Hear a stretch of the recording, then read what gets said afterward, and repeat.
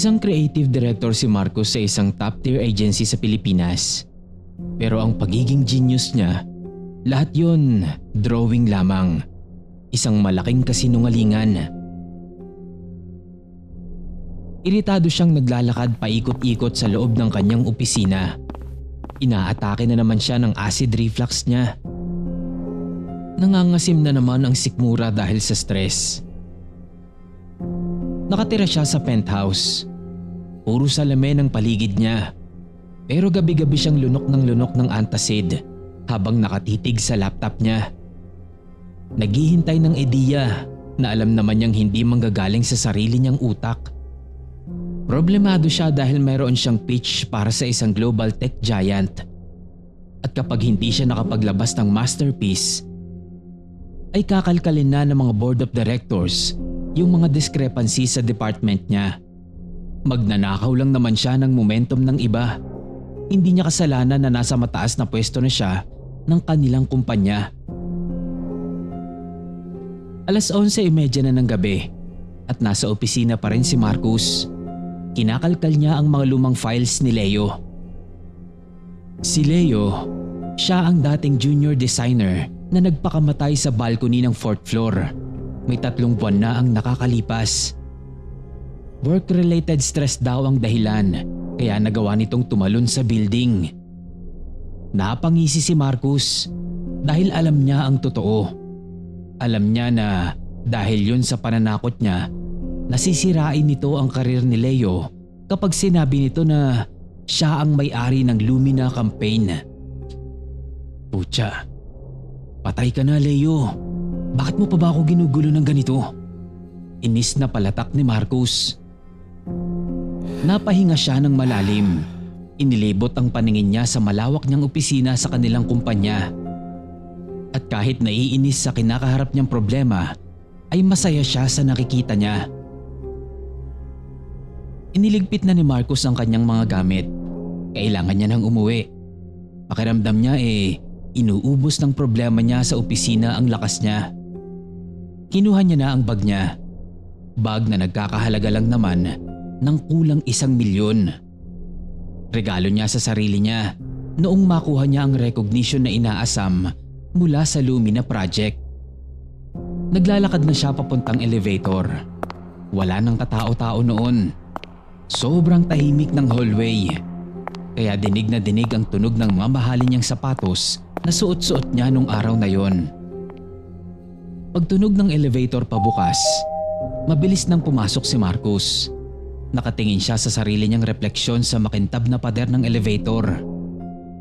Pinindot niya ang ground floor button at saka unti-unting bumaba ang elevator.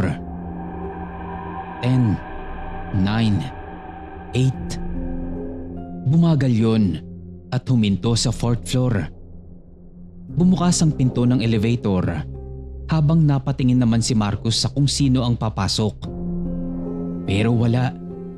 Sobrang dilim lang doon at talagang wala siyang makitang kahit na ano. Doon niya naalala na nire-renovate nga pala ang 4th floor dahil nga sa nangyaring insidente, yung pagtalon ni Leo sa balcony. Tangina naman inis na bulong ni Marcos. Mabilis niyang pinindot ang ground floor button. Ayaw. Pinindot niya ng paulit-ulit yung close button pero wala pa ding nangyayari. Paulit-ulit niya pa rin pinipindot yung close button nung mapatingin siya sa refleksyon niya sa left side ng elevator wall. Nakaramdam siya ng kakaiba mula doon. Pakiramdam niya, hindi siya ang nakikita niyang refleksyon. Lalo siyang nainis noon. Pakiramdam niya bigla, pinagtitripan siya ng guard o ng kung sino. Hoy! Kung sino ka man, bukas wala ka ng trabaho. Inis na sigaw niya sa madilim na hallway. Nag-echo pa nga yun, pero parang iba yun sa pandinig niya. Tumingin ulit siya sa refleksyon niya. Hindi ito sumisigaw. Nakatayo lang ito ng maayos, yung mga kamay sa gilid.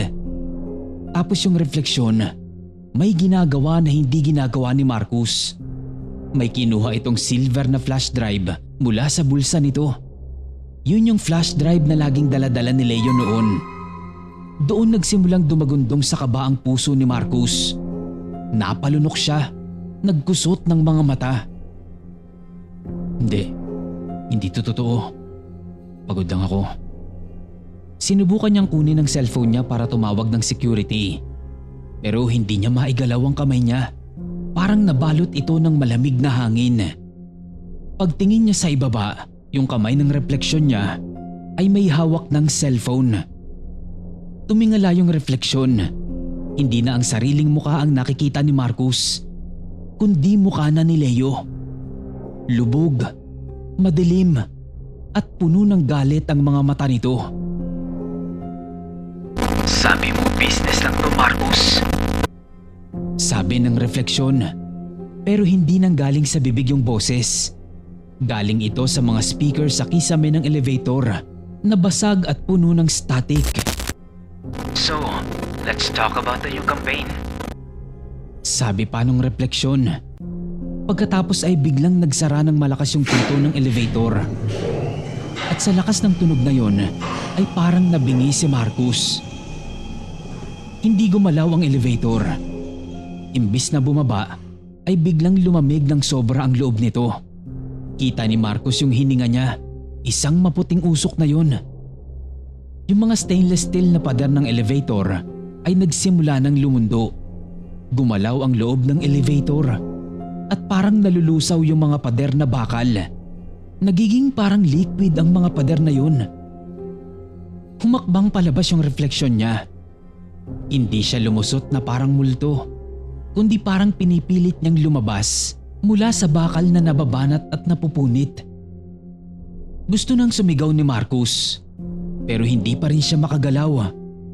Umuubo lang siya ng umuubo hanggang sa para na siyang masusuka.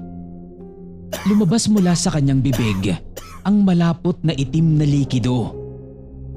Sa pagkakataon na yon, ay halos makalabas na ng pader ang kanina ay refleksyon niya lang. Kamukha siya ni Marcus, pero yung balat niya para bang texture ng bakal. Matigas, malamig at makintab. Hinawakan nito si Marcus sa leeg. Ang higpit ng hawak nito. At nararamdaman niya na pinipipi nito yung lalamunan niya. Ito ang pakiramdam nung nahuhulog ako, Marcus. Ganitong ganito. Ayan, tamahin mo. Sabi ng refleksyon niya. Hanggang sa biglang nag-init ang pakiramdam ni Marcus. Naging transparent yung katawan niya. Nung tignan niyang muli yung kamukha niya na palabas na ng elevator, ay itinutulak naman siya nito papasok sa kabilang pader. Naguguluhan na siya sa nangyayari. Sobra na yung takot na nararamdaman niya nun. Sigaw siya ng sigaw habang nakapikit hanggang sa bigla na lang wala na siyang maramdaman. Pagdilat niya, nakita niya yung kamukha niya na nag-aayos na ng sariling kurbata. Habang nananalamin sa nakasara ng pinto ng elevator. Gulong-gulo siya sa nakikita hanggang sa bigla na lang tumunog pabukas yung elevator door. Tumingin pa muna sa kanya ang Marcus na nasa harapan niya na parabang walang nangyari. Huling silip sa salamin ng elevator na nakangisi habang palabas. Doon pa lang niya napagtanto kung nasaan siya. Nasa loob siya ng pader ng elevator. Nakakulong doon at hindi niya alam kung paanong makakalabas. Yung Marcus na lumabas ay nakangiti. Tumango sa guard na si Mang Ben. Late night, Mang Ben. Big pitch tomorrow. Sige po, Sir Marcus. Ingat po kayo. Nakangiting sagot din naman ng guard. Minaneho ng bagong Marcus ang Porsche pa uwi. Natulog siya sa penthouse. Nakuha pa niya yung pitch kinabukasan. Nakuha yung account sa sobrang ganda ng campaign. At napaiyak yung mga board members sa taas ng sales nila. Pero ang totoong Marcus, nandoon pa rin sa building. Nakakulong siya sa mga bakal na pader ng elevator. Nakikita niya ang lahat. Yung mga empleyadong nagrereklamo. Yung cleaning crew na nagpupunas ng bakal. Yung bagong Marcus na tumatawa-tawa kasama ang CEO. Tuwing may titingin sa bakal para ayusin ang buhok o tingnan ang ngipin, ay si Marcus ang tinitignan nila. Pero hindi siya makapagsalita, hindi siya makagalaw. Isa lang siyang refleksyon na nakatago sa harap ng lahat. Isang gabi, may isang batang intern na umiiyak sa loob ng elevator dahil ninakaw ng bagong Marcus ang ideya niya. Tumingin siya sa bakal. Mapula at maga ang mga mata nito. Sinubukan ni Marcus na abutin siya. Sinubukan niyang magbabala. Pero ang nakita lang ng intern ay isang malabong glitch sa bakal. Isang anino na mukhang lalaking sumisigaw sa kawalan. Ang pangit naman ang salamin dito. Bulong pa nung intern. Sabay punas ng mata niya at labas sa elevator. Sumara ang pinto ng elevator at naiwan si Marcus sa dilim. Isang permanenteng refleksyon ng buhay na hindi na sa kanya. Nakikinig sa mga bulong ng mga empleyado sa kumpanya.